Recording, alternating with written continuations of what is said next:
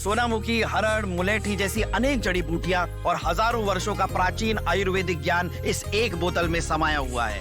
कायम टैबलेट, आपकी खुशियों का साथी। महाराष्ट्र के डिप्टी सीएम रहे और एनसीपी के अध्यक्ष अजीत पवार को गए भले ही कुछ समय हुआ हो, लेकिन उनके प्लेन क्रैश की चर्चा अभी तक है।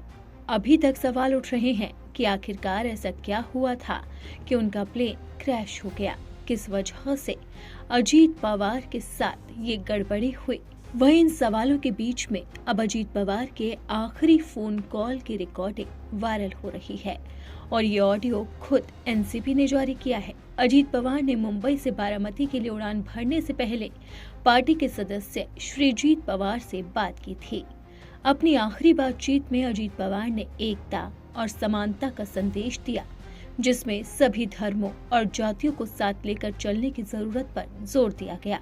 उस कॉल के बारे में बताते हुए श्रीजीत पवार ने कहा कि उन्होंने महाराष्ट्र की राजनीति में प्यार से दादा कहे जाने वाले अजीत पवार को एक मैसेज भेजा था और जैसे ही वो नेटवर्क कवरेज एरिया में आए, उन्होंने उन्हें फोन मिलाया। उन्होंने बताया कि अजीत दादा और मैं एक ही गांव के हैं। मैंने उन्हें एक खास मामले में मैसेज भेजा था। नेटवर्क मिलते ही उन्होंने मुझे कॉल किया। उन्होंने कहा कि हम सभी जातियों और धर्मों को साथ लेकर चल रहे हैं।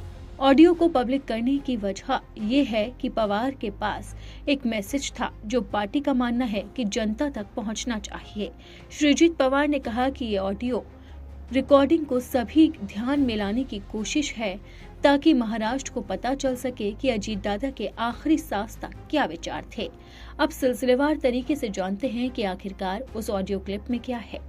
अजीत पवार कहते हैं कि हम सभी जातियों और धर्मों को साथ लेकर चलते हैं।